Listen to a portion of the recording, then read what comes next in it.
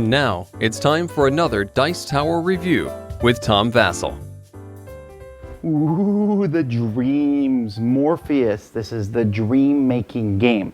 All right, so this is a game where you are making dreams and you are twisting them out of the essence, and who cares?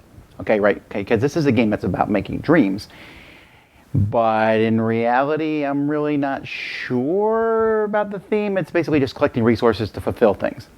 And I know that seems, I'm not actually opposed to this theme. The theme of this game is an interesting one.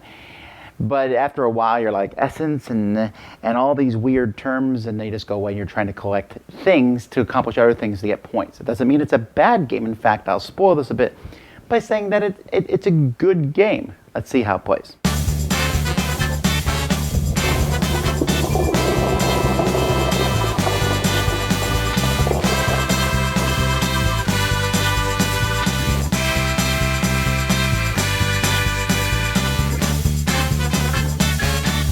The game's going to take place over several rounds, and each of these rounds you're going to use a different one of these tokens that's placed in the middle of the table.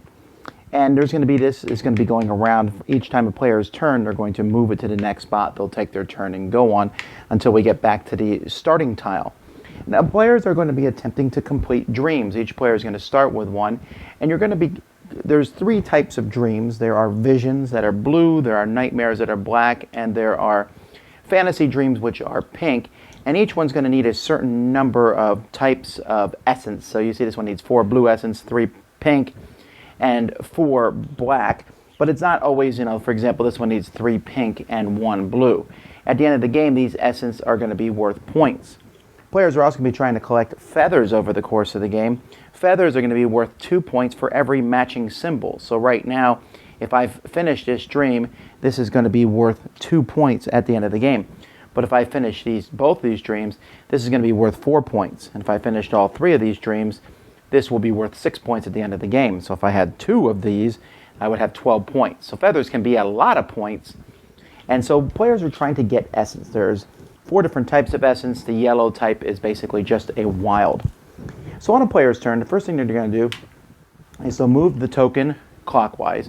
They're then going to roll dice equal to the number of players. And they're going to be looking at the back of these, of one of these. These are the tokens that go in the middle. And so let's say I roll this and I get a 1, 4, 5, and a 6 and a 6. Then players will draft each die, and each die is going to give you one of the essences, or it's going to give you these other 2 resources, Onerite and Chronite. Chronite is going to be used to do different actions, and Onerite is going to be used to also take actions. They're both used for various things. So players are going to be going around and taking these actions. After you draft the dice, the player who lands there can either get resources or take the action on the tile. Then, when they're done doing that, each other player can pay an Onerite to also either take the resources or take the action. When the resources are taken, the player is going to be rolling dice. They're going to look at the resource that's from the tile in the middle. So this is the pink. I'm just going to call it happy juice right now. So that there's 2 dots here and 2 dots at the other pink happy juice. So I'm going to be rolling dice and dividing that by 4, which is the total number of dots. However, each other player can get in on this resource action by paying one of these, which will add 2 to that total. So this would be 9 divided by 4, 2. So we get 2 of the happy juice, and then each player would get that much of the happy juice. Or that's what I'm calling it anyway. So that's one thing you can do is you roll the dice and you get resources. Or you can take the action. So each action is going to be different. Here I can take 2 of the Chronite, or I can pay Chronite to get another dream that comes with 1 essence on it already. Here I can take a feather, or pay a Chronite to take a feather of my choice. This one I'm taking a random one, or I can take one of the face-up ones. Here you can trade essence in for other types of essence. Here you can use Chronite. You'll see Chronite is used for a lot of different things. You can take 2 Chronite or get a feather. Here you can get an Onerite or pay a Chronite to take 2 Onerite. Here you can get you can put the essence that you have onto a dream. You need to do that to fulfill your dreams. And here you can take a new dream, trade essence 1 for 1, or trade the other stuff 1 for 1. And here, when you get here, everyone can fulfill their dreams, trade in Chronite for feathers, You have 3 maximum essence that you can keep that's not on dreams, and then everyone refills. And that's it. You're just going to basically going around trying to collect these resources to put, or the essences, I guess, to put on dreams, and collect feathers around along the way. After 4 rounds of this, and the insides are going to change, you can see the resources you get, sometimes chronite or even onerite will show up on these discs. Anyway, whoever has the most points at the end of the game is the winner. Now, I said at the beginning that this was a good game. So I'll say the one thing I don't like about it is I don't like that the resources, other people pay something, they add that number, you take it and divide. That's a mechanism I just found clunky, right? You're adding the dots and dividing by dice to get resources. I'd rather it just be you collect resources. It almost feels like they wanted another way to use dice. Now, the dice for drafting is fine. You roll the dice and you get resources. And since you're getting resources from those dice and other things, that, again, that whole resource collection, roll dice and divide is just a little off to me. However, the rest of the game is fine.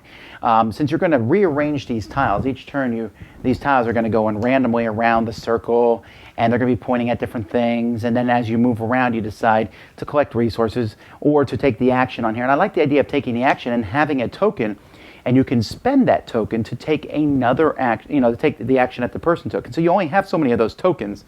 And oh man, I even forget the name of these tokens. Hang on, what are they called? They are called onerite. Again, the terminology here, the fact that the green tokens are called onerite and the other ones are called chronite, and everyone's like, what's chronite, what's onerite? Yeah, the red tokens and the green tokens is what people call them. But using those and knowing when to follow someone else and take the action is a pretty critical thing. Other than that, it's pretty, get this stuff to complete this. This could be a trading in the Mediterranean game where you're collecting gold and silver to complete orders by merchants. Now, I'm glad it's not. I think the dream theme is nice. It's just that, if you look closely at these, like for example, that's some neat artwork, but it really doesn't convey dreams. And I wish there was even more theming to here, because here I'm fulfilling a fantasy dream. Well, what is that dream? Is it about being a superhero? It's just a bunch of symbols and mystical smoke. And so, yes, I'm creating dreams, but I don't know. What's the difference between a fantasy and a nightmare? Fantasies are pink, nightmares are gray. Okay.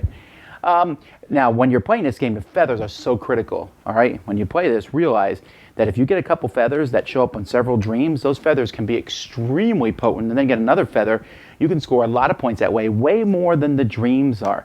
Feathers are really a key to the game. So, overall, there's a lot of things I like about the game. I like rolling dice, drafting the dice, getting the resources. I like then using those resources to finish dreams off and things like that.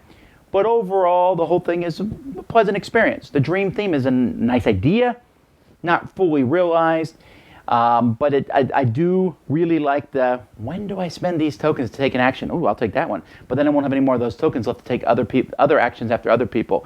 That secondary action taking thing is probably the best feature of this game. So if that sounds interesting, check out Morpheus.